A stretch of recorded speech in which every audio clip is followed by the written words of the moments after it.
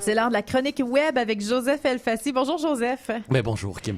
Tu nous écris un roman d'espionnage ce matin. Oui, absolument. Moi, je suis très fan de littérature et de cinéma, etc.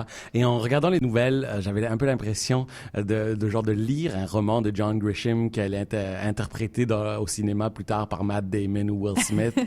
Mais de quelle nouvelle Exactement. tu parles? Je parle de tout ce qui se passe avec la National Security Agency, à la NSA aux États-Unis en ce moment. Et si je dis que ça ressemble à un roman comment ça s'appelle, un roman d'espionnage, c'est que ça a tous les ingrédients nécessaires, en commençant par son héros. Son héros, je vous le présente, il s'appelle Edward Snowden, avec un E, pas un O, comme dans la station de métro d'ici. 29 ans, homme bien articulé, contrairement à moi, qui travaillait à la NSA en tant qu'analyste à Hawaï. Le gars, il est riche, tu peux l'imaginer facilement en train de boire du brandy, en train de regarder par la fenêtre. Il avait tout ce qu'il voulait, c'était un analyste de données qui devient ce qu'on appelle aux États-Unis un whistleblower, quelqu'un qui avertit les médias et la population à propos de quelque chose qu'ils considèrent comme grave. Donc, ce qui est grave, en fait, c'est la collecte de données d'informations d'à peu près tout le monde aux États-Unis par le gouvernement via un organisme secret avec l'aide des mégacorporations. On va nommer, parce que ça sonne très conspirationniste, mais on parle ici de faits précis. Donc, les méchants spécifiquement ici sont la NSA et le FBI. Edward Snowden, en ce moment, est caché à Hong Kong. Il est très conscient que sa vie peut avoir une sorte de date d'expiration très brève en ce moment. Il l'a fait parce que il souhaite que la population sache ce qui se passe en leur nom. Il y avait une conscience en arrière de ça. Exactement, il y avait une conscience. Et la NSA et le FBI ont trouvé la collaboration de 9 mégacorporations technologiques, dont Apple, Microsoft, Facebook, Google, Yahoo, AOL, YouTube, Skype et un autre dont le nom m'échappe.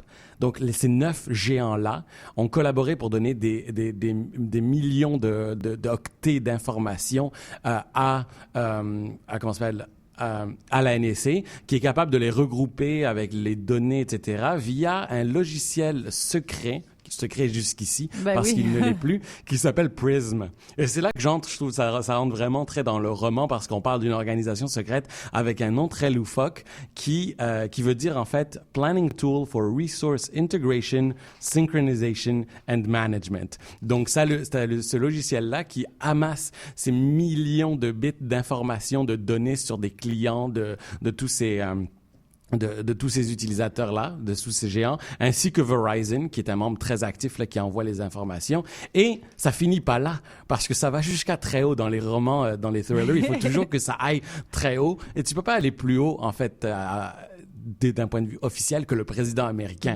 Donc, Barack Obama, qui défend ça, une sorte de système mis en place pendant l'administration Bush, que lui, il continue. Et il dit des phrases un peu comment ça s'appelle, insidieuses, dans le sens que il dit « Personne n'écoute vos appels téléphoniques ». Or, c'est pas important que les gens écoutent techniquement un appel au complet. L'idée, c'est que toutes nos informations sont regroupées. Qui on appelle, combien de temps on les appelle, où on est, parce qu'il y a la géolocalisation qui est permise avec les téléphones, intelligents ou non, mais intelligents surtout.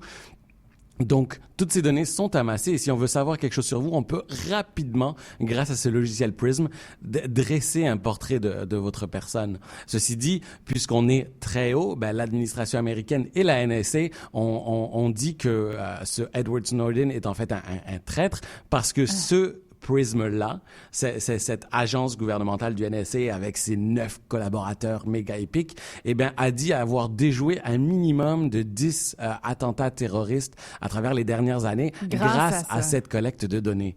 Donc, on est dans le dilemme de sécurité versus vérité, versus liberté.